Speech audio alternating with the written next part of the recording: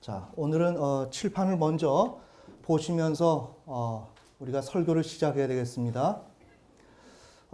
지금 오늘 이 그림을 그린 거는 집중적으로 우리 자녀들의 문제입니다. 여러분, 우리 가정에 자녀들이 다 있죠? 그렇지만 우리 자녀들은 부모님들이 생각할 때 너무나도 안타까운 대상이에요. 하나님이 우리 부모님을 보실 때 동일할 겁니다.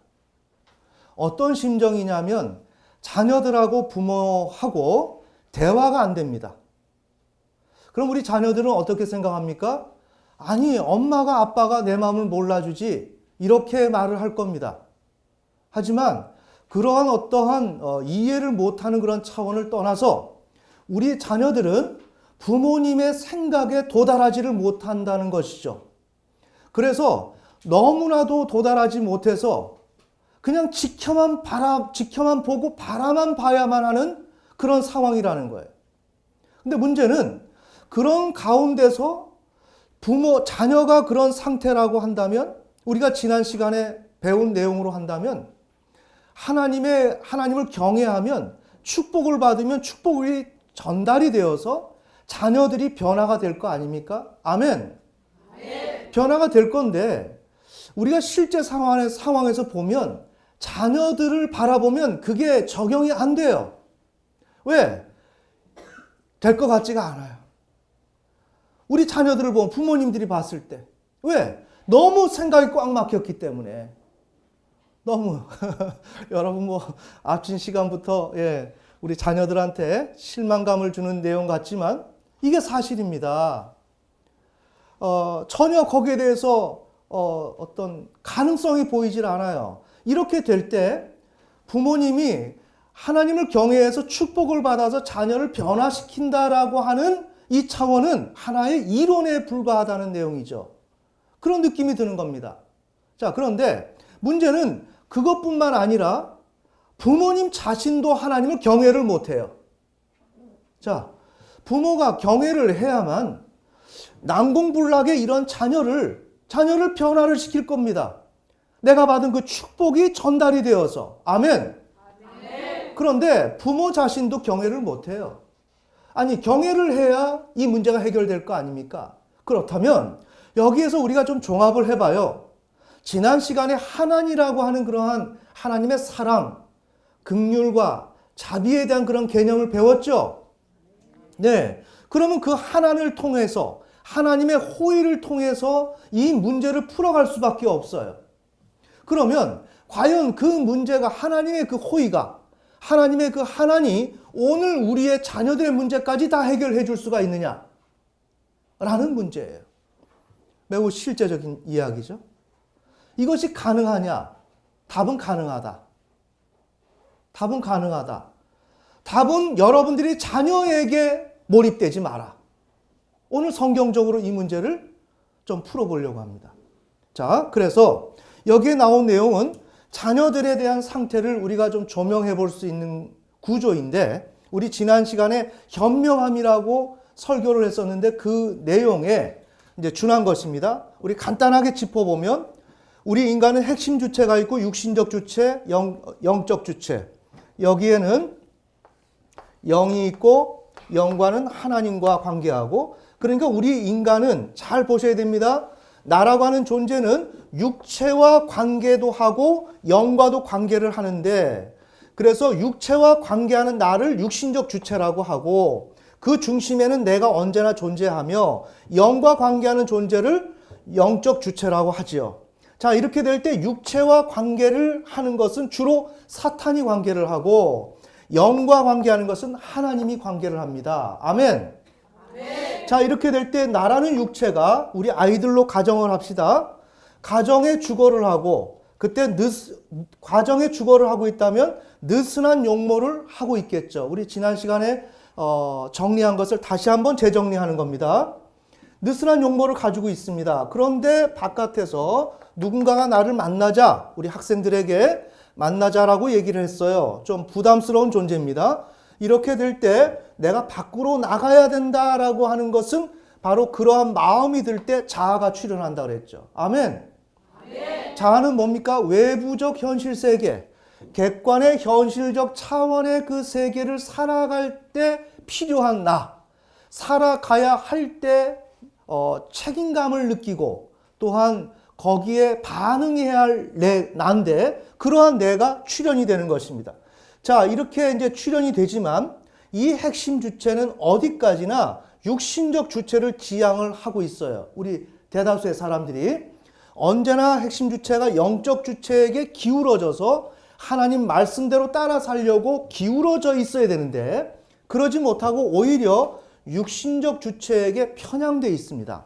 자, 이렇게 되어 있는 상태라면 육신적 주체는 이 핵심 주체를 지배하고 올라오죠. 활성화되니까 지배합니다. 지배하고 또다시 이 핵심 주체는 자아를 지배를 하죠. 그래서 육신적 주체를 지향하는 핵심 주체가 자아와 공존하게 된다라고 말씀드렸습니다. 아멘. 자, 이렇게 될 때 우리의 자아는 현실 세계를 살아가기 위해서 내가 결정을 해야 되는데, 자, 결정을 해야 되지만 어디까지나 이거는 주관의 개인적 차원입니다. 아직 바깥에서 만나자고 하는 그 선생님, 예를 들어서 그 선생님이 만나자고 했어도 아직 만나지 않은 상태입니다. 하기 때문에 이것은 어디까지나 주관의 개인적 차원이에요. 하지만 내가 사회에 나가서 어떻게 행동을 해야 된다라고 하는 입장이 놓여 있기 때문에 자아가 등장했습니다. 아멘. 그래서 그 자아는 여기에서 판단을 해야 합니다. 자, 현명함, 학함. 이 현명함으로 판단해야 되는데 우리 대다수는 어리석음으로 판단을 해요. 자, 그래서 현명하게 판단한다는 것은 뭐죠? 내가 느슨한 용모로 있고 싶어하는 육신적 주체를 지향하는 핵심 주체가 원하는 바 느슨한 용모를 추구하는 것. 하지만 지금 객관의 세계에서 요구하는 것은 세한을 한 용모를 필요로 하죠. 그러면 이것을 놓고 신중한 고려를 해야 된다 그랬어요. 그러면 어떻게 고려하는가?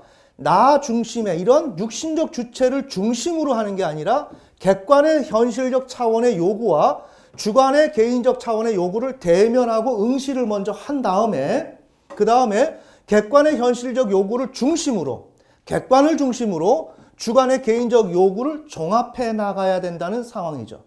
그런 것이 원칙이라는 거죠. 아멘. 바깥에서 뭐라고 얘기하는지 그것을 먼저 우선순위로 두고 거기에 맞춰서 내 입장을 맞추어서 생각을 해야 된다는 거예요. 자, 이게 정상적인 사람이고 그런 사람이 신중하게 고려하는 사람이고 현명한 사람이에요. 이렇게 할 때 이 사람은 현실 세계로 나갈 수가 있는 거죠. 아, 맞아. 내가 세안을 해야 되겠구나 라고 생각하는 순간에 나는 객관의 현실적 세계에 드디어 등장하게 되는 것입니다. 아멘. 만약에 그렇지 못하다면 나는 오늘 이 현실 세계에 동일하게 살아가는 것 같지만 나는 언제까지나 주관의 개인적 차원에 함몰되어서 살아가는 존재일 수밖에 없다는 거예요. 자, 이걸 잘 보셔야 됩니다. 이것을 무의시라고 그러죠.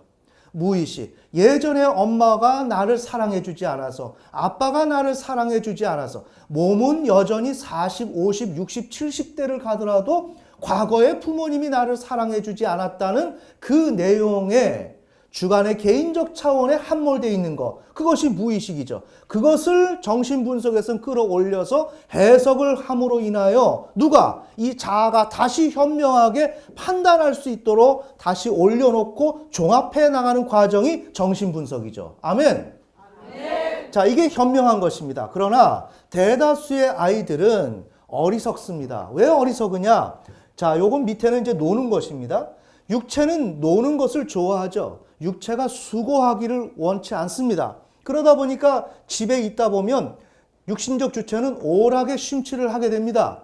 여러 가지 다양한 오락, 그런 오락을 하게 되면 자, 이 오락을 하고 싶은 것을 지금 이 자아에게 이제 이것이 자아를 지배해서 이제 공존하게 되는데 이때 어리석은 아이들은 오락에 심취하고 싶은 마음, 학업의 근면성, 바깥에서는 학업을 하라고 합니다. 학업에 대한 근면성을 놓고서 지금 이제 종합을 해야 되는데 어리석은 아이들은 어떻게 하느냐? 신중한 고려를 하지 않아요. 이 문제를 다루질 않습니다. 지금 바깥에서는 학업을 요청하는 선생님이나 이 사회나 부모님이 이것을 얘기해도 듣지를 않아요. 그러면 귀로는 들어요. 감각기관으로. 듣지만 그것을 정신세계에서 이걸 놓고서 같이 갖다 놓고 대면하고 응시를 안 한다는 겁니다. 천천히 우리 자녀들 잘 들으세요. 응시를 안 합니다. 그런 것을 갖다 놓고 대면하고 응시하면서 종합하려고 하는 그 과정을 거치지 않고 이 소리들을 그냥 흘려보냅니다. 그 소리를 흘려보냅니다. 자, 그래서 신중한 고려를 하지 않아요. 그래서 주관의 개인적 차원의 육신적 주체 요구에 흔들리고 흡수됩니다. 이것을 공이 동일하게 놔두고 대면하고 응시하고 다루어 나가야 되는데 오히려 육신적 주체 요구에 주관의 개인적 차원의 육신적 주체 요구에 흔들리고 흡수되는 겁니다. 그래서 종합에 실패하는 겁니다. 자, 그렇다면 이 문제를 논리적으로 제가 설명을 했는데 이게 우리 자녀들의 문제요. 더 나가서 우리 부모님들의 문제입니다. 왜? 우리 또한 무의식 세계에 살고 있기 때문에. 아멘. 그래서 우리 자녀들에 대해서 비난하는 게 아니라 정죄하는 것이 아니라 이 자리는 우리가 함께 잘 되어보자 라고 하는 그런 의미에서 논의하는 것입니다. 아멘. 그러니까 자녀들도 이런 부분에 있어서 마음을 열고 내가 책망을 받는다, 지적을 받는다라는 인식을 갖지 말고 여러분의 인생 가운데서 여러분의 정신세계를 이렇게 펼쳐놓고 설명을 해줄 수 있는 그러한 후견인들이 많지 않습니다. 여러분이 인생을 다 살아도 이런 삶에 도달하지 못할 수가 있습니다. 아멘. 그러니 여러분에게 어린 시절부터 젊을 때부터 이런 것을 보여주고 설명해주며 이런 길이 있다는 것을 알려준다는 것은 여러분에게 하나님의 큰 은혜입니다. 아멘. 자, 그래서 이 자아가 이 어리석음의 상태에 있는데 결국에는 이 어리석음은 현명하지 않다. 사유하지 않는다. 생각을 안 한다는 것입니다. 내가 깊이 생각을 안 해요. 자, 오늘 1교시다? 그러면 얼마나 기쁩니까? 그죠? 거기서 생각을 안 합니다. 내가 학생인데 왜 기뻐요, 그게? 왜 정상적인 수업을 안 해주냐고 따지러 가야 되는데 그런 사람이 거의 없어요. 왜? 나는 오늘 육신적 주체의 요구에 그냥 함몰된 상태니까 그것을 놓고서 사유할 수 있는 시간이 없어요. 나는 오늘 놀기 바쁘니까 나는 어떻게 하면 쉬는 것이 좋으니까 나는 나라는 핵심 주체가 육신적 주체에게 함몰되어 있는 상태란 말이에요. 그러니까 놓고서 이렇게 균형 있는 신중한 고려를 할 틈이 없습니다. 생각이 없습니다. 그러니까 우리 학생들, 우리 자녀들은 생각이 없다. 자, 따라서 나는 생각이 없는 자다. 텅 빈 자다. 이른바 빈 깡통이다. 빈 깡통이다. 나는 빈 깡통이다. 아멘. 이것을 알아야 돼요. 이것을 알아야지 여러분이 앞으로 사유를 하든지 어떤 과정을 밟아 나가든지 할 수가 있는 것입니다. 자, 그래서 정신적 능력이 없다. 인간은 뭐다? 정신이다. 인간은 정신이지 내 육체를 입고 있는 어떠한 이런 현상이 아닙니다. 여기서 가장 중요한 건 내 정신이 나라는 핵심 코어입니다. 아멘. 그러니까 이런 것의 가운데서 우리는 어떻게 무의식 상태에 존재하고 있다. 나 개인의 주관의 개인적 상태에만 그냥 머물러 있는 것이 우리 자녀들이다. 그래서 이런 상태에 있는데 잘 보세요. 무의식 상태에 있다 보니까 객관의 세계에 이 이야기가 전달되어야 하는데 이게 전달이 안 된다는 것입니다. 천천히. 아무리 얘기해도 안 된다는 것입니다. 우리 부모님들 게으름, 나태함. 객관의 세계는 근면한 것을 요구해요. 하나님께서는 일하지 않는 자를 먹지도 말라 그래요. 하지만 나는 게으르고 나태해요. 그건 뭐예요? 주관의 개인적 차원에 몰입되어 있죠. 아멘. 하지만 이건 무의식이죠. 무의식이라는 것은 뭐예요? 나 홀로 내가 인식하지 못하는 상태에 있죠. 그런데 여기서 빠져나가려면 이 어리석음의 틀을 깨트려야 된단 말이에요. 내가. 아멘. 그런데 내가 어리석음의 틀을 깨트리지 않는단 말이에요. 어리석음의 틀을 깨트리지 않는 이상 나는 절망스럽다. 우리 부모님도 절망스럽고 우리 자녀들도 절망스럽다. 이 어리석음의 틀이 깨져야 된단 말이에요. 그런데 문제는 뭐냐? 나는 여전히 무의식의 상태에서 개인의 주관의 상태에서 머물러 있다는 거예요. 그러니까 내 행동이 안 바뀌어지는 겁니다. 내 행동이 안 바뀌어지는 겁니다. 아무리 TV에서, 방송에서, 무에서, 책에서 이야기해도 나는 안 바뀝니다. 나는 그대로 있습니다. 하나님이 아무리 너희들 그렇게 하면 지옥 간다 그래도 안 바뀝니다. 나는 어디까지나 무의식적 차원의 주관의 개인적 차원에 존재하기 때문에 그 소리를 들을 수가 없습니다. 왜? 이것을 들으려면 내가 깨어져야 합니다. 아멘. 아멘. 나의 어리석음이 깨어져야 합니다. 아주 실제적인 지금 이야기를 하고 있습니다. 이게 자녀들입니다. 이런 자녀들을 바라보는 부모님들의 입장을 우리 한번 생각을 해보자고요. 그러나 우리 자녀들은 어때요? 나는 그 어느 정도 다 안다. 나는 얼마만큼 웬만큼 알 건 다 안다. 이런 생각이 있단 말이에요. 알긴 뭘 알아. 아무것도 모르지. 이런 절망적인 상태인데 우리가 여기서 이제 부모님들은 이러한 자녀들을 바꾸기 위해서 노력하려고 한다면 어떻게 된다 그랬어요? 축복을 받아야 된다 그랬죠. 아멘. 아멘. 바라크. 축복을 받아야 되는데 받으려면 하나님을 경외해야 된다 그랬죠. 하나님을 경외해야 되는데 내가 봐도 하나님을 경외하지 못해. 내가 경외하지 못해. 하나님을 경외하지 못하고 여전히 죄를 짓고 있는 거예요. 죄를 짓고 있어. 그러면 내가 이 죄를 짓지 않아야만 하나님의 축복으로 이 아이들이 바뀔 텐데 성경적으로 논리적으로 보더라도 내가 경외를 하지 않아. 죄를 짓고 있어. 자, 이렇다면 이미 말씀드린 대로 하나님을 동원해야 되겠죠. 하나님의 그 하나님. 자, 하나님을 동원해서 그 하나님을 통하여 이 문제를 풀어가야 되는데 과연 이것이 성경적으로 그런데 이것이 실제적으로 맞아 들어가냐? 이게 실제로 이루어질 수 있는 이야기냐 하는 내용이에요. 이루어진다는 거죠. 자, 오늘 그 문제를 실제적인 것을 잠깐 좀 살펴보는 식으로 오늘 설교를 진행하려고 합니다. 자, 대안은 천천히 이제 구도가 잡혔죠? 그럼 부모는 자, 아무리 우선 부모가 하나님을 경외하지 못하고 그 다음에 경외하지 못하는 가운데서 죄를 짓고 있다는 것이 지금 문제 아닙니까? 이럴 때 그것이 큰 문제가 되지 않는다. 구원에는 문제가 될 수 있다. 잘 새겨들어야 됩니다. 구원에는 문제가 될 수 있다. 앞으로의 끝까지 내 삶에는 문제가 될 수 있다. 오늘 현실을 위기를 넘기는 것은 가능하다. 이게 아주 성경적인 해답입니다. 자, 그러면 여기서 한 발짝 더 나가서 내가 위기를 넘기면 이 과제는 누구한테 넘어가느냐? 내 자녀한테 넘어갑니다. 잘 들어야 됩니다.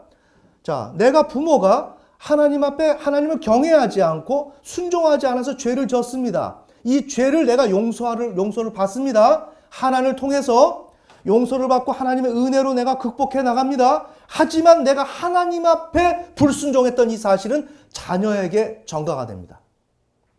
그러면 이 자녀가 이것을 다뤄내야 합니다. 자녀가 잘 다뤄내면 이것은 그 다음에 자녀로 갑니다. 다뤄내지 못하면 그 자녀가 하나님의 가혹한 응징을 받습니다. 아멘. 아멘. 그러니까 여러분이 부모님이 잘못하면 자녀가 복을 받든지 저주를 받든지 둘 중에 하나입니다. 이런 결과가 오는 것입니다. 그래서 지금 제가 말씀드리는 것은 하나님을 통하여 이 문제가 해결된다 할지라도 이것은 구원을 다 이룬다라는 내용은 아니다. 오늘 우리의 삶의 문제는 해결이 된다. 아멘. 아멘. 이것을 먼저 우리가 정리하고 넘어갑니다. 자, 이럴 때 우선 이 문제를 보기 위해서는 하나님께서는 아무리 불신자와 방불한 그 부모가 불신자와 방불한 존재일지라도 그래서 그가 죄를 짓는다 할지라도 그런 자를 하나님께서는 그가 회개하고 용서를 구하면 다 용서해 주십니다. 그 어떤 죄라도. 자, 우리가 어떤 일반화된 그런 개념으로 여러분이 제가 지금 말하는 것을 들으면 안 됩니다. 자, 그 내용이 뭐냐? 우리가 찾아볼 것은 열왕기상 21장 1절에서 29절인데요. 예, 찾아보시겠습니다.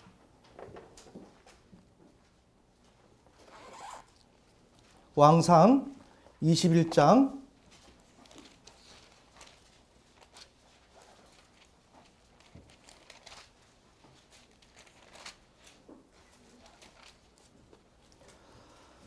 21장 1절에서 29절 사이인데 이 내용이 많이 기니까 그냥 제가 내용 설명을 해드리겠습니다. 북이스라엘에 아합왕이 있었습니다. 그러니까 아합왕 하면 그냥 제일 못된 왕이에요. 이세벨이라고 하는 이방인 여자와 결혼해서 왕이라고 하는 자가 하나님의 나라를 정말 불법적으로 설립된 나라가 북이스라엘인데 아무튼 그래도 하나님은 그들을 용인해 주시면서 끝까지 돌아오기를 기다리시면서 하나님의 자녀로서 계속 바라봤어요. 북이스라엘을. 그런데 그 아합왕이 이방인들과 하나님께서는 하나님의 자녀들에게 하나님의 백성들에게 너희가 가나안 땅 들어가면 이방인과 결혼하지 마라. 이방의 어떤 특징이라는 것은 요만큼도 받아들이지 마라. 그래서 들어가게 되면 어린아이까지 다 사육을 해라. 이렇게 하나님께서 잔인할 정도로 여기에 조치를 취하도록 하셨는데 결국에는 아합왕은 자기의 부인을 이세벨이라고 하는 이방 여자를 데리고 들어와서 이방 문화, 우상의 문화를 북이스라엘에 도입을 합니다. 자, 이런 나쁜 짓을 한 거예요. 자, 이 얘기는 뭘 얘기하느냐? 우리가 하나님을 우리 부모님들이 경외를 해야 된다라고 하지만 너무나 부족하단 말이에요. 너무나 부족해. 자, 이렇게 부족할 때 내가 하나님의 하나님을 동원해서 이 문제를 풀어간다 할지라도 이게 가능하겠느냐라는 이야기를 하기 위해서 지금 이 얘기를 진행시키는 것 아닙니까? 그럴 때 하나님께서는 이 아합왕 같은 자도 그가 정말로 하나님 앞에 회개를 하면 그 회개를 즉각적으로 받아주신다는 거예요. 아멘. 아멘. 그래서 이 아합왕이 자기가 양육하고 통치해야 될 그 백성 중에 나봇이라고 하는 사람이 있는데 그가 포도원이 있는 거예요. 포도원이 있는데 그것이 너무나 마음에 들어. 그래서 그것을 자기가 갖고 싶었는데 그 나봇이 안 준다 그러는 겁니다. 그건 우리 성경에서도 하나님이 땅을 나눠줬기 때문에 그거를 임의로 양도할 수는 없는 것입니다. 그래서 이 성경적으로 그건 불가능하다라고 얘기하니까 아합왕이 혼자서 끙끙 앓은 거예요, 집에 가서. 그러니까 아합왕의 그 심리적인 엄마인 이세벨이 여보, 왜 그래요? 아니 사실은 나봇이 포도원이 있는데 그것을 달라고 했는데 안 된다고 하네? 그러니까 이세벨이 가만히 생각을 하다가 안 되겠다. 그래서 이제 나봇을 불러놓고 나봇을 사형을 시킵니다. 사형을 시킨 다음에 이제 그 포도원을 취합니다. 이렇게 될 때 하나님께서 아합왕에게 회개를 촉구합니다. 자, 너는 이제 죽게 된다. 나봇을 죽인 것처럼 너 자신이 그렇게 그 자리에 들어갈 것이고 이세벨 또한 그렇게 죽게 될 거야. 그렇게 했을 때, 자, 읽지는 않겠습니다. 이때 아합왕이 자기의 옷을 찢으면서 회개를 했습니다. 자, 회개를 했을 때 마지막 부분만 좀 봅시다. 21장 27절. 아합왕이 회개를 하니까 하나님이 어떻게 하시는지 그 부분만 한번 봅시다. 자, 21장 27절, 28절, 29절까지 읽겠습니다. 시작. 아합이 그 말씀들을 들을 때 자기 옷을 찢고 붉은 배를 몸에 두르며 금식하고 붉은 배에 눕고는 천천히 가니라. 주의 말씀이 디셋 사람 엘리야에게 임하니라. 이르시되 아합이 내 앞에서 겸손히 행하는 것을 내가 보느냐. 그가 내 앞에서 겸손히 행하였으므로 내가 그의 시대에는 재앙을 내리지 아니하고 그의 아들의 시대에 그의 집에 재앙을 내리리라 하셨더라. 아멘. 네. 자, 얼마나 극악하게 잘못된 사람입니까? 이방인을 자기 아내로 삼은 것도 큰 죄악이고 백성들을 우상숭배로 이끈 것도 죄악이고 거기다가 자기가 양육해야 될 통치해야 될 그 백성의 그 포도원 사유재산을 그것을 자기한테 달라고 했는데 안 준다 그러니까 그 자를 공식적인 자리에서 사형을 시킨 것입니다. 그리고 그 포도원을 뺏었어요. 자, 이게 용서의 가능성이 있을까요? 자, 이것을 오늘 우리 부모님들의 경우로 비교해 보자고요. 우리가 그런 죄를 저질렀다면 오늘 우리는 우리의 자녀들이 이러한 문제가 있을 때 이게 해결이 될 수 있을까요? 될 수 있다고 생각이 됩니까? 천천히. 불가능하다고 생각이 들어요. 나는 너무나 죄인이기 때문에. 아멘. 내가 너무나도 형편이 딸리기 때문에 안 된다라고 포기가 된단 말이에요. 그게 아니다. 아합왕 같은 자도 하나님 앞에 회개를 하고 돌이킨다면 하나님께서 용서를 해주신다. 아멘. 오늘 우리에게 문제가 있어도 여기서 회개를 하면 하나님께서 해결해 주신다. 자, 이와 같은 전제를 우리가 먼저 놓고 이야기를 풀어갑니다. 이렇게 되면 하나님이 용서를 해주신다. 아무리 극악한 죄를 저질러도, 우리 부모님들이 치명적인 죄를 저질러도 그것이 문제될 것이 없다. 왜? 하나님은 사랑의 하나님이니까. 아멘. 우리는 인간 같으면 그래도 그런 어떤 고백을 하면 또 어떤 조건을 이렇게 부수적으로 달지 않습니까? 하나님은 그렇지 않습니다. 깨끗하게 용서를 해주십니다. 자, 그런 하나님을 먼저 인식하고, 그러기에 우리는 하나님을 경외한다고 하지만 경외심도 부족하고 죄를 짓고 있다면 누가? 부모가. 이건 매우 절망적인 상태예요. 이 절망적인 상태에서 우리가 첫째 잊지 말아야 될 것은 하나님이라고 하는 것인데, 하나님의 가장 깊은 곳에는, 천천히, 깊은 곳에는 인간에게 은혜를 주실 마음이 있다는 것입니다. 이것은 어떠한 조건도 없는, 예를 들어서 자, 우리는 하나님을 경외해야만 은혜를 받을 수 있다라고 하는 논리에 흠뻑 젖어 있는데 그것만이 있는 것이 아닙니다. 자, 어떤 사람이 길거리에 지나가다가 도움을 요청합니다. 그 사람이 부주의했습니다. 하지만 도움을 요청할 때면 우리는 너 부주의했기 때문에 도움 못 준다 이렇게 하겠습니까? 아니죠. 위급한 사람한테는 도움을 줘야죠. 아멘. 바로 이게 은혜의 속성이라는 것입니다. 우리가 하나님의 통치의 질서 가운데서는 하나님의 말씀대로 살고 경외해야만 은혜를 받을 수 있지만, 은혜의 고유한 특성이라고 하는 것은 그 모든 것을 초월한다는 것입니다. 우리가 누구를 돕는 데 있어서 그의 어떠한 행위를 돌아보면서 너는 도와줘야 되고 도와주지 말아야 되고 합니까? 아닙니다. 길바닥에 주저앉아 있고 동전 한 입을 요청하는 그 사람에 대해서 어떻습니까? 우리는 도와주지 않습니까? 그런데 보통 사람은 어떻죠? 저 사람 어떤 경우에 노력을 안 해가지고 여기 앉아 있으니까 안 도와줘. 이건 잘못된 것입니다. 아멘. 저 사람이 어찌됐든지 간에 오늘 도움을 요청하고 있으면, 도움이 필요로 하다면 그 도움을 줘야 하는 것입니다. 아멘. 이게 매우 은혜의 중요한 속성이라는 거예요. 자, 그래서 하나님께서는 우리 인간에게 우리가 어떤 행위를 한다 할지라도 여러분에게 그것을 여러분의 행위가 잘못된 것을 하나님께서 방조하신다는 것이 아니고, 우리 인간에게는 어떠한 그런 부족함이 있는데 이러한 부족함이 있다 할지라도 하나님은 우리에게 은혜를 주실 마음이 있다는 거예요. 자, 요 구절이 시편 77편 9절입니다. 시편 매우 중요한 구절입니다. 이 구절은 여러분이 언제나 기억하고 있어야 될 구절이에요. 자, 시편 77편 6절에서 12절까지 요 사이의 내용을 보시면 되는데, 그 중에서 이제 9절이 핵심적인 내용입니다. 자, 우리 시편 77편 6절에서 12절을 읽겠습니다. 시작.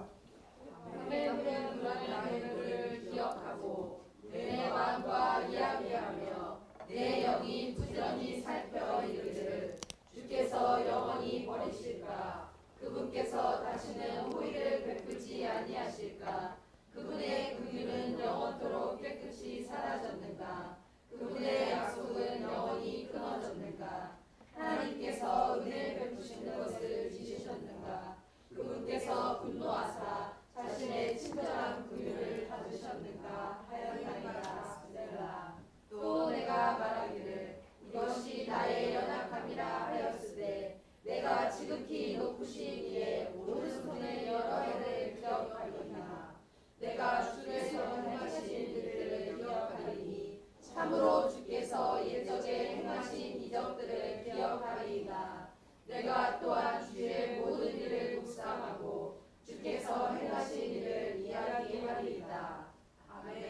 네. 지금 우리 77편의 내용은 매우 우리의 현실의 삶과 동일한 것입니다. 우리는 아주 익숙하게 하나님의 은혜를 구하면 된다라고 하지만 실제 삶 속에서 내가 하나님을 그렇게 진실하게 경외하지 못하고 또한 순종하지 못하며 죄를 저지르고 있는 나 자신을 상정해 본다면 나는 하나님의 그 어떤 것도 받을 수 없는 자라고 하는 것을 누구보다 내가 잘 안단 말이에요. 아멘. 자, 이게 오늘 우리의 실제 신앙입니다. 이래서 오늘 시편 기자는 여기서 1절에 내가 내 목소리를 하나님께 부르짖으면 내 목소리를 하나님께 부르짖으니 그분께서 내게 귀를 기울이셨도다. 내 고난의 날에 내가 주를 찾았나니 나의 아픈 상처가 밤에 생기고 멈추지 아니하며 내 혼이 위로받기를 거절하였도다. 너무나 절망스러운 것입니다. 자기 자신이 자신의 상태를 누구보다 잘 알고 그리하여 하나님의 응답을 얻을 수 없는 그러한 현실. 이게 오늘 우리의 현실인데 그가 6절에 밤에 부른 나의 노래를 기억하고 내 마음과 이야기하며 내 영이 부지런히 살펴 이르기를 주께서 영원히 버리실까? 자, 오늘 내가 하나님 앞에 변변치 못하고 정말 내가 뚜렷하게 하나님 앞에 어떤 제시할 수 있는 게 아무것도 없어요. 이렇다면 오늘 내가 좌절하고 있고 심판과 징계를 받고 있다면 하나님이 나를 영원히 버리실까? 더 이상 도움을 주지 않는 것인가? 그분께서 다시는 호의를 베풀지 아니할 것인가? 라는 질문이 나오겠죠. 그래서 그분의 긍휼은 영원토록 깨끗이 사라졌는가? 하나님께서 나를 정말 도와주지 않겠지? 그렇게 않을 것인가? 이런 질문을 하게 되는 것입니다. 그 다음에 그분의 약속은 영원히 끊어졌는가? 9절에 보면 하나님께서 은혜 베푸는 것을 잊으셨는가? 하나님께서 은혜 베푸시는 것을 잊으셨는가? 이 말은 뭐예요? 하나님의 가장 깊은 곳에는 인간에게 은혜를 주실 마음이 있는데 그 은혜를 주실 마음이 언제나 거기에 존재하는데 이게 신학적인 정리란 말이에요. 아멘. 아멘. 있는데 하나님께서 인간에게 은혜를 주실 마음이 있는데도 불구하고 그것을 잊어버렸는가? 잊어버렸기 때문에 오늘 나에게 은혜를 주시지 않는 거 아닌가? 왜? 잊지 않았다면 나에게 은혜가 온단 말이에요. 왜? 하나님께서는 나에게 은혜를 주실 수 있는 것이 어떤 상황을 초월하여 하나님의 마음 저 깊은 곳에는 존재하니까. 아멘. 아멘. 매우 중요한 것입니다. 그래서 한 노트는 그랬습니다. 여기 한 노트. 그냥 저기 노트가 아니고요. 사람 이름입니다. 한 노트. 한 노트는 이 내용을 하나님의 가장 깊은 부분들이 말라버렸는가? 이렇게 정리를 했습니다. 하나님의 가장 깊은 부분엔 은혜를 주실 마음이 있는데 그것이 말라버렸는가? 말라버리지 않는 이상해야 오늘 나에게 은혜를 주실 수 없는 것이 아니다. 이렇게 되는 것이죠. 자, 그래서 이 9절에서 나오는 게 뭐예요? 9절. 하나님께서 은혜 베푸는 것을 잊으셨는가? 여기서 은혜 베푼다. 이게 하나님이다. 매우 중요합니다. 여러분이 그냥 어떠한 신학적인 바탕을 깔지 않고 설교를 하게 되면 이건 우리에게 오늘 며칠 동안 우리의 마음속에 있다가도 사라질 수가 있습니다.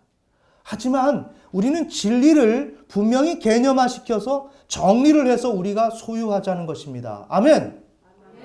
그래서 우리가 어려울 때 시편 기자들이 막연하게 긍휼, 자비, 은혜를 구한 게 아니라 오늘 보시는 것처럼 하나님께서 은혜 베푸는 것을 잊으셨는가? 하나님을 잊으셨는가? 그 자비를 베푸시는 것을 잊으셨는가? 사랑을 잊으셨는가? 그럼 하나님이 뭐라 그랬는가? 우리 지난번에 살펴봤던 내용처럼 아랫사람이 자비를 요청하지 않아도 부모 입장에서 봤을 때 아니면 위에 어떤 권위 있는 자가 봤을 때 아랫사람이 자비를 요청하지 않아도 그가 어떤 것을 필요로 하고 있다면 그것을 주어야 한다고 생각하여 스스로 반응하는 것. 이게 하나님이란 말입니다. 우리 지난번에 다뤘죠? 우리는 보통 어떻습니까? 내가 필요한 것을 요청해야 그 요청한 것을 알아듣고 그래 내가 널 도와줄게. 이것이 일반적이지 않습니까? 그래서 우리는 하나님 앞에 요청을 해야 된다 그랬죠. 호의. 하지만 이 하나는 어때요? 요청도 못한단 말입니다. 아멘. 아멘. 나라는 부모 자신이 너무나도 어떻게 할 줄 몰라서 요청도 하지 못한다고요. 더 나가서 이 아이들이 잘 보세요.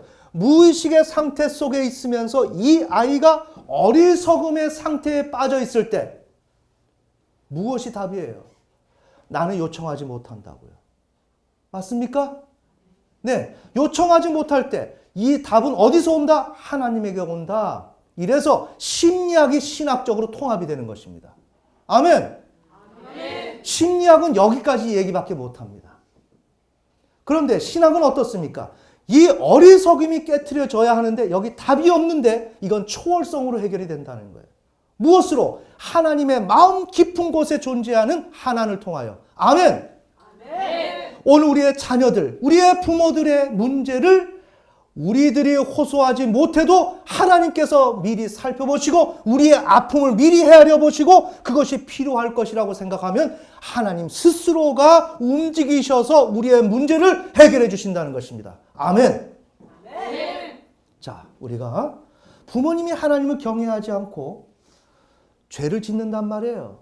이런 상황에서 우리가 어떤 방식으로 접근해 나가야 되느냐. 그래서 하나님이 있기에 우리는 그것으로 하나님의 긍휼을 추구하면서 나가면 된다라는 논지를 말씀드렸어요. 그런 가운데서 지금 우리가 인식해야 될 것은 그 하나님의 마음 깊은 곳에 존재한다는 거. 지금 우리가 말씀드렸고 이것을 먼저 우리 부모님들은 인식을 해야 된다. 아멘. 여기에는 어떠한 제재가 없다. 어떤 조건이 없다. 어떤 조건이 없다. 무조건 된다. 왜?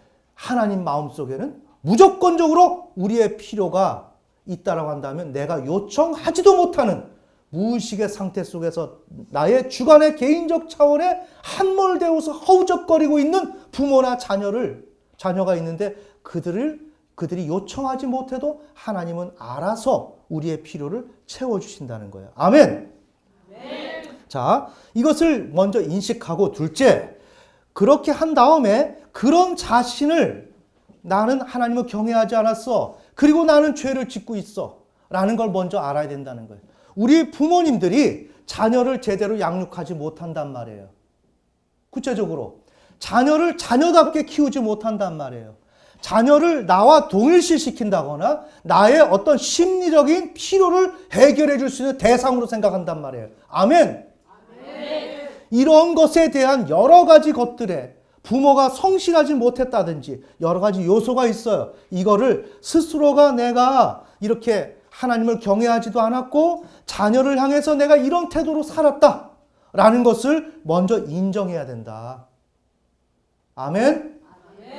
인정하고 그 다음에 회개를 해야 된다. 그러고 하나님 앞에 은혜를 구하면 하나님에게 하나님이 있다 그랬죠? 그러니까 하나님에게 하나님이 있기 때문에 하나님의 은혜를 구하면 하나님께서는 우리에게 은혜를 베푸시면서 문제를 하나하나 풀어주신다는 거예요. 자, 오늘 그 내용을 봅시다. 시편 86편.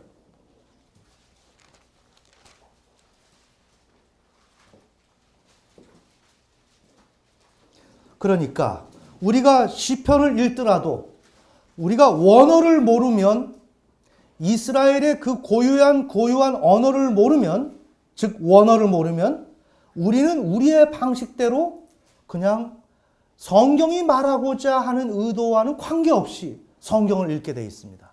자, 봅시다. 시편 86편 1절에서 우선 5절까지 읽겠습니다. 시작.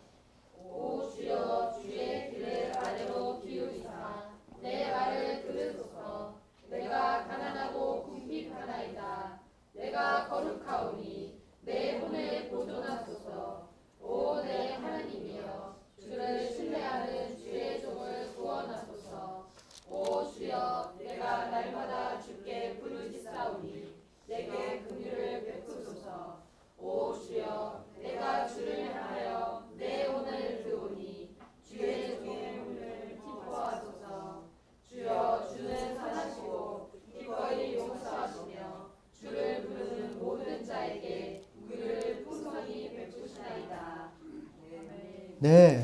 자, 1절에 가면 하나님 귀를 아래로 기울여 주세요. 내 말을 들어주세요. 내가 가난하다. 아니, 히브리어로 악한 괴로움을 당하는 상태에 있습니다. 나는 아주 궁핍한 핍절한 상태에 있습니다. 2절 내가 거룩하오니 내 혼을 보존하소서. 뭐예요? 나는 하나님을 경외하는 자라는 것입니다. 아멘.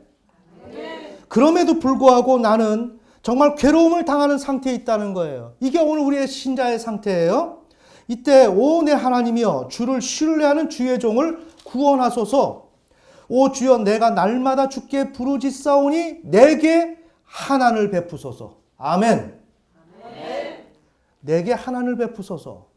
그냥 막연하게 나를 불쌍히 여겨 달라는 게 아니라 하나님 마음 그 깊은 곳에 있는 오늘 내가 어찌할 바 모르고 내가 나 자신도 반성할 수 없고 내가 종합해낼 수도 없는 나의 이러한 무기력하고 무능한 오늘 나 자신, 이 자신을 하나님께서 돌아보시며 이 필요에 대해서 하나님 스스로가 반응하시는 하나님이시기에 그래서 나를 도우시는 그 하나님이기에 그 하나를 나에게 베풀어 주소서. 아멘.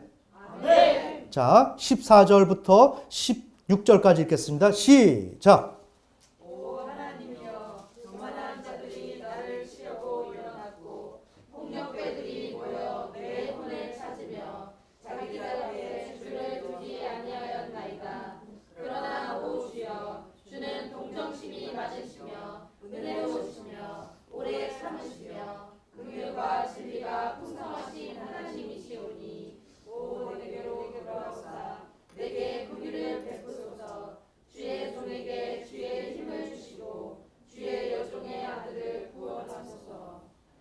네, 11절 보시면 오 주여 내게 주의 길을 가르치소서.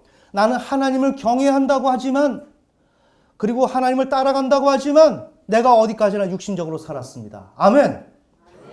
여기서 에메트 진리를 가르쳐 달라고 하는 거예요. 하나님 나에게 주의 길을 가르치소서. 내가 주의 진리 안에서 걸으리니 내 마음이 하나가 되게 하사 주의 이름을 두려워하게 하소서. 아직 너무나도 부족한 하나님을 향한 경외심이 너무나 부족한데 이것을 회개하면서 하나님 앞에서 하나님께 내가 하나님을 두려워할 수 있도록 나를 도와주소서. 이렇게 기도하면서 14절에 보면 교만한 자들이 나를 치려고 일어났고 이건 뭐예요? 정말 이 세상이 우리가 하나님의 뜻대로 살지 아니한다면 우리를 짓밟아요. 우리가 공경에 처한단 말이에요. 그러한 신자의 상태를 고백하는 거예요. 정말 하나님 나는 오늘 이렇게 짓밟힐 수밖에 없습니다. 나는 이런 어려움을 경험할 수밖에 없습니다. 절망할 수밖에 없습니다. 이 내용이죠. 폭력배들이 모여 내 혼을 찾으며 자기들 앞에 줄을 두지 아니하였나이다. 지금 이런 고백을 하는 거예요. 15절 주는 동정심이 많으며 라훔. 이 라훔이라는 것은 동정심도 다 은혜와 긍휼과 자비인데 이 단어들이 다 달라요. 그래서 의미가 특징이 있는데 동정심이 있다라는 것은 동정하다 이것은 라훔입니다. 그래서 동정심이 많으며 은혜로우시며 하난. 자, 우리 국어로 여러분이 생각하시면 이걸 히브리어를 우리가 추산할 수가 없어요. 맞죠? 네. 아까 우리 5절 3절에 보면 긍휼이 하나님이죠. 긍휼이 하나님입니다. 그 다음에 5절에 보면 모든 자에게 긍휼을 풍성히 베푸시나이다. 여기 긍휼, 이거는 헤세드, 한결같은 사랑이에요. 똑같은 긍휼이지만 이게 원어가 다르단 말이에요. 아멘. 그러니까 원어를 모르면 성경을 우리는 잘 모르는 거예요. 본질을 모르고 그냥 읽는 겁니다. 여기에 15절에 하나님은 은혜로우시며 갑자기 은혜롭다는 것이 나오지만 하나님이란 말이에요. 하나님이시며 오래 참으시며 긍휼과 진리가 풍성하신 하나님이십니다. 라는 이러한 우리의 신학적 정리가 우리 안에 있어야 된다는 거예요. 아멘. 하나님은 우리를 방치하는 하나님이 아니다. 하나님은 내가 구하지 못하는 것도 하나님은 나에게 내 필요를 하시고 헤아려 주시고 하나님 스스로 자발적으로 나에게 뛰어들어서 내 문제를 해결해 주시는 하나님이다. 아멘. 그런데 그 전에 먼저 동정심이 많고 오래 참는다. 내가 오늘 실수를 했다 할지라도 오늘 너 실수했지 하고 바로 회초리 들고 나타나셔가지고 너 이거 잘못했지 하고 바로 때리지 않는다. 오래 참으신다. 기다리신다. 아멘. 그러면서 긍휼과 진리가 풍성하시다. 이러한 시편 기자는 하나님에 대한 분명한 이해가 있었다는 거예요. 이게 우리가 갖춰야 할 하나님에 대한 지식이란 말이에요. 아멘. 그러면서 오 내게로 돌아오사 내게 하나를 베푸소서. 시편 기자가 이렇게 기도하는 거예요. 이게 우리 부모님들이 기도해야 할 내용이라는 거예요. 중요하죠? 네. 이러한 하나님에 대한 개념을 모르면 우리는 하나님에 대한 이해가 없는 것이며 하나님께로 나아갈 수가 없어요. 그래도 하나님 내가 이렇게 잘못했으니까 분명히 이 부분에 대해서는 도와주지 않을 거야. 나 이렇게 잘못했는데 내가 무슨 면목이 있다고 하나님 나를 해줄 거야. 그렇지 않아. 난 그렇게 생각이 안 들어. 아무리 하나님은 사랑이라 할지라도 내 문제만큼은 하나님은 어느 적정선에서 그냥 약간만 해줄 수 있을 뿐이지 나한테 그렇게 해주지 않을 거야. 이게 우리의 인식이란 말이에요. 아멘. 그렇지 않다. 그렇지 않다. 내가 잘못했다는 것을 회개하고 하나님 나에게 진리를 가르쳐 주시고 주의 길을 가르쳐 주세요. 그리고 하나님을 경외할 수 있도록 도와주세요. 그런 다음에 하나님께서 내가 지금 이렇게 돌이키는데 하나님 나에게 사랑을 베풀어 주세요. 하나님의 마음 저 깊은 곳에 하나님 있지 않습니까? 그 하나를 작동시켜 주세요. 아멘.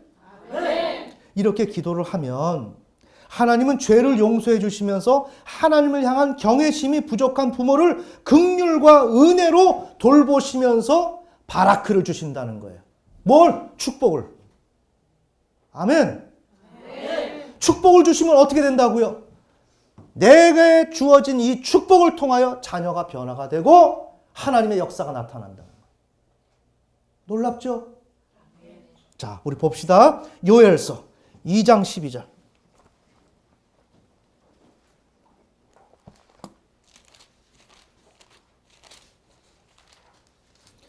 2장 12절부터 14절까지입니다. 자, 이렇게 기도를 했습니다. 하나님, 하나님을 베풀어 주세요. 긍휼과 자비를 베풀어 주시고 한결같은 사랑을 베풀어 주시고 이렇게 하나님 앞에 요청을 했어요. 우리도 시편 기자처럼 그렇게 해야 됩니다. 자, 이렇게 될 때 하나님은 어떠한 관점을 갖고 계시는가라는 걸 보셔야 됩니다. 자, 12절부터 14절까지 읽겠습니다. 아직 못 찾으셨으면 천천히 찾으세요. 요엘서 2장 12절에 14절 구약성경 1335페이지 제가 가지고 있는 성경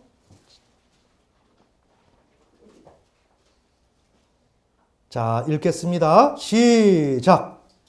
주께서 이르시되 그런즉 너희는 이제 또한 금식하고 슬피 울고 애곡하며 너희 마음을 다하여 내게로 돌아오라 하시나니 너희 옷을 찢지 말고 너희 마음을 찢으며 주 너희 하나님께로 돌아올지어다. 그분의 은혜로우시며 긍휼이 많으시며 분노하기를 더디하시며 큰 친절을 베푸사 재앙에서 뜻을 돌이키시나니 그분께서 돌아오사 뜻을 돌이키시고 보고 주 너희 하나님께 드리는 음식 헌물과 음료 헌물을 자신의 뒤에 남겨두실지 누가 아느냐. 아멘. 네. 그런즉 너희는 이제 금식하고 슬피 울고 애곡하며 너희 마음을 다하여 내게로 돌아오라. 회개하라. 그러니까 회개를 하려면 어떻게 해야 돼요? 우리 교회는 여러분의 사소한 문제들, 여러분의 일상의 삶들, 내면에 감춰져 있는 여러분들의 생각, 의견들, 하나님의 뜻과는 저촉되는 것들, 그것을 낱낱이 파헤치죠. 아멘. 특별히 여러분이 어떤 고난과 좌절에 직면했을 때는 상담이라고 하는 그 자리에서 여러분의 개인의 문제를 하나님의 관점으로 바라보면서 여러분이 어떤 점이 하나님 앞에 거스리고 불순종할 수 있는 요소로 작용하고 있다는 것을 보여준단 말이에요. 아멘. 네. 그러면서 그것을 비춰주고 그것을 놓고 여러분이 하나님에게로 돌아가도록 이렇게 독려를 합니다. 이렇게 할 때 하나님은 너희 옷을 찢지 말고 너희 마음을 찢어야 하며 하나님께로 돌아올지니라. 그분은 은혜로우시며 여기서 구절을 우리 다시 한번 명시를 해요. 우리는 내가 잘못이 있거나 내가 변변치 못하면 내가 내 형편과 내 수준을 알기 때문에 알아서 포기를 한단 말이에요. 알아서 기대를 하지 않아요. 알아서 소망하지 않아요. 그냥 알아서 접어둔단 말이에요. 아멘. 그러지 마라. 그 하나님은 은혜로우시며 긍휼이 많으시며 분노하기를 더디하신다. 하나님은 내가 오늘 한 행위를 보면 분노하셔야 되는데 분노를 더디하신다는 거예요. 자, 그 다음에 큰 친절을 베푸신다. 작은 친절이 아니라 하나님은 오히려 내가 잘못했음에도 불구하고 큰 친절을 베푸신다. 그 다음에 내가 오늘 재앙을 받아야 될 상황이에요. 내가 오늘 하나님의 뜻대로 순종하지 않아서 재앙을 받아야 된다고요. 하나님의 심판을 받아야 된다고요. 안 좋은 썩은 열매를 내가 취할 수밖에 없다고요. 아멘. 아멘. 그때 하나님은 그 재앙에서 뜻을 돌이킨단 말이에요. 뜻을 돌이킨다고요. 누가? 우리 하나님이. 자, 그 다음에 그분께서 돌아오사, 나에게로 돌아오사 뜻을 돌이키시고 뭐가 나오죠? 따라서 여기 읽어보세요. 시작. 그렇지. 복이지. 네. 복입니다. 바라크. 하나님이 바라크를 주시는 거예요. 자, 여러분 보세요. 이러한 신학적인 정리가 없다면 여러분이 이 구절이 우리에게 이렇게 은혜가 되는 것을 알 수 있을까요? 막연하게 우리가 새해 복 많이 받으세요 하는 우리 한국적인 언어로 우리는 이해를 하겠죠. 아멘. 그게 아니라고요. 나의 오늘 삶의 실패를 가져다주는 그 저주의 세력을 한 번에 무너뜨릴 수 있는, 와해시킬 수 있는 하나님의 축복이라고요. 아멘. 하나님께서는 뜻을 돌이키시고 재앙을 주시지 아니하시고 오히려 우리에게 복을 주신다고요. 어떤 복을? 축복을. 그 축복은 어떻게? 전달성이 있는 거.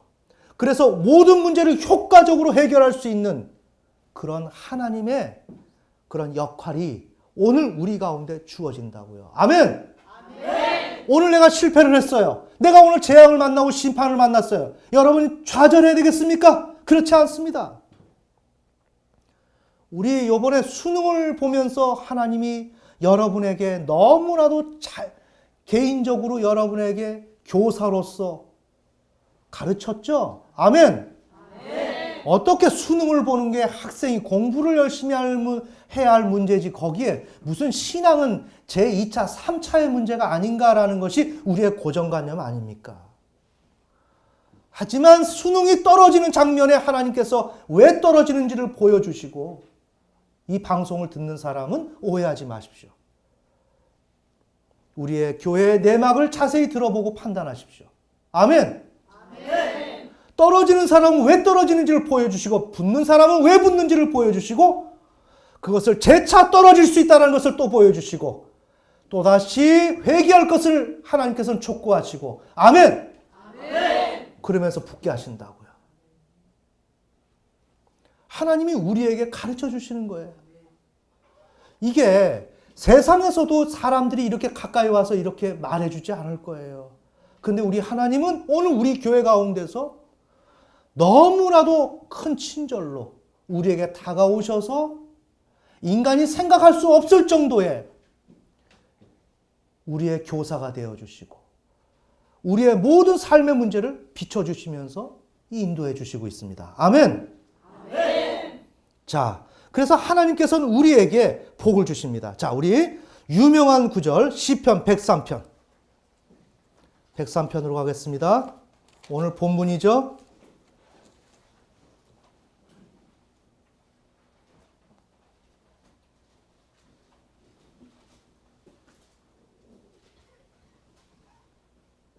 자, 우리 1절부터 5절까지 읽겠습니다. 시작.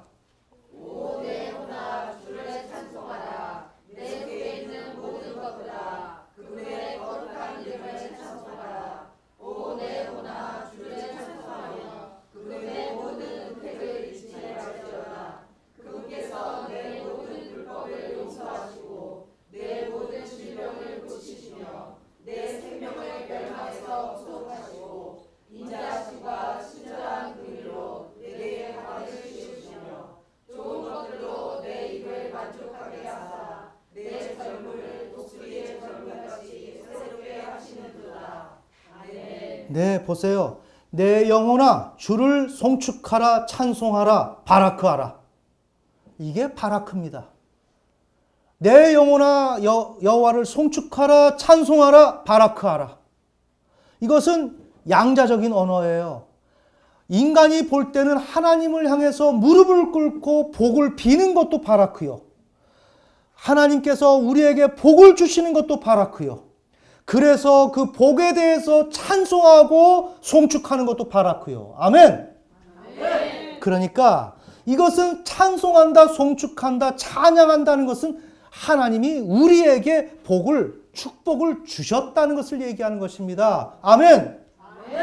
자, 우리가 하나님이 회개하고 돌이키면 하나님께서 어떻게 하냐? 긍휼이 많으시고 분노를 더디하시고 큰 친절을 베푸시고 재앙에서 뜻을 돌이켜서 바라크를 주신다 그랬죠. 축복을. 아멘. 오늘 시편 103편의 기자는 바로 이와 같이 하나님의 축복을 받는다고요. 내 영혼아 여호와를 송축하라. 이 찬송 있죠? 오늘 우리가 그걸 부르려고 그랬어요. 그렇지만 조금 우리 다음에 부르려고 제가 마음을 먹었는데 이 찬송이 그것이란 말이에요. 나는 하나님의 은혜를 받을 수 없는 그런 사람인데 아무리 봐도 내 신세를 봐서는 하나님은 나한테 이 정도 부분, 내가 경험한 이 좌절을 해결해 줄 수 없는 것인데 하나님은 너무나도 뜻밖의 하나님으로 나를 찾아오셔서 그것도 어떤 일시적인 문제, 그냥 어떤 방편으로 우리의 문제를 해결해 주시는 것이 아니라 우리 인간이 궁극적으로 문제를 풀기를 원하는 그러한 축복 바라크를 부여하신다는 거예요. 아멘. 그러니까 내 영혼아 여호와를 송축하라. 하나님이 나에게 축복을 해주셨는데 거기에 대해서 정말 내 몸을 다해서 찬양을 하라. 이게 우리의 신앙이란 말입니다. 아멘. 우리가 찬양을 하더라도 정말 이러한 하나님을 놓고 감사하면서 정말 감격에 젖어서 하나님 앞에 찬양을 해야 되는 거예요. 그렇게 되려면 어떻게 됩니까? 이 진리가 있어야 찬양이 나가죠. 아멘. 이 진리가 없는데 무슨 찬양이 나가요? 아니 그냥 찬양하라고 하나보다 이렇게 생각하죠. 하지만 오늘 우리의 삶에 내가 할 수 없는 이 모든 부분을 하나님께서 헤아려 주시고 그것을 완전하게 내 문제를 풀어나가시는 그 하나님을 어찌 우리가 찬양을 하지 않겠습니까? 자 봅시다. 내 혼아 주를 찬송하며 그분의 모든 은택을 잊지 말지어다. 왜? 이런 하나님의 은혜를 받고 나니까, 하나님의 바라크를 받고 나니까 그분께서 내 모든 불법을 용서하시고 하나님은 나의 모든 것을 용서하신단 말입니다. 내가 잘못했다. 그것 때문에 내가 오늘 갈 길이 막히고 주저되고 절망 가운데서 매여 있어야만 하는 것이 아니라 하나님은 나의 불법을 용서하신다. 내 모든 질병 또한 고치신다. 나의 모든 삶의 문제를 해결해 주신다. 아멘. 하나님은 깨끗하게 오늘 우리의 문제를 해결해 주신다고요. 이거는 인간이 봤을 때는 요만큼만 해줘야 되는데 그렇지 않다고요. 하나님은 완벽하게 해주신다고요. 내 생명을 멸망에서 구속하시고 인자하심과 헤세드, 한결같은 사랑으로 친절한 긍휼로 내게 관을 씌우시며 좋은 것들로 토부. 아멘. 토부는 뭐 했습니까? 나는 오늘 좋은 것이 A라는 것이 있으면 좋다라고 생각하는 거죠. 하지만 하나님께서는 오늘 나에게 가장 좋은 것, 토부, 가장 좋은 것으로 나에게 베풀어 주신다라고요. 아멘. 좋은 것들로 내 입을 만족하게 하사 내 젊음을 독수리의 젊음같이 새롭게 하시는도다. 이게 자녀라고 생각한다면 어때요? 나는 오늘 어리석음의 상황 가운데 무의식에서 헤매이고 허우적거리고 있지만 하나님께서 이 축복을 주시면 우리 자녀들에게 뭐가 열려요? 새로운 날이 열려진다고요. 아멘. 우리 자녀들이 스스로가 내가 부족하다고 절망하면 안 돼요. 하나님이 오늘 우리 가정의 부모님을 세우셨고 부모님을 통해서 신앙으로 나를 양육하고 아멘. 그런 가운데서 나는 오늘도 지지부진하고 발전이 없고 항상 그 자리에 있지만 하나님께서는 이 부모를 통하여 회개를 통하여 또한 부모가 세워짐을 통하여 오늘 나는 부족해서 이러지도 못하고 나아가지도 못하는 이 나를 하나님께서는 회복시키시고 내 젊음을 독수리의 젊음같이 새롭게 하시는도다. 하나님이 그렇게 만드신다는 거예요. 아멘. 아멘. 신앙이 멋있지요? 네, 이게 신앙입니다. 자, 이렇게 지금까지는 우리 원론적인 하나님을 경외해야 된다는 딱딱한 내용을 지금까지 다루었지만 이것을 우리의 삶 속의 신앙으로 접목을 시켜서 적용하면서 이 문제를 지금 풀어나가고 있는 것입니다. 자, 8절부터 17절까지 18절까지 읽겠습니다. 시작.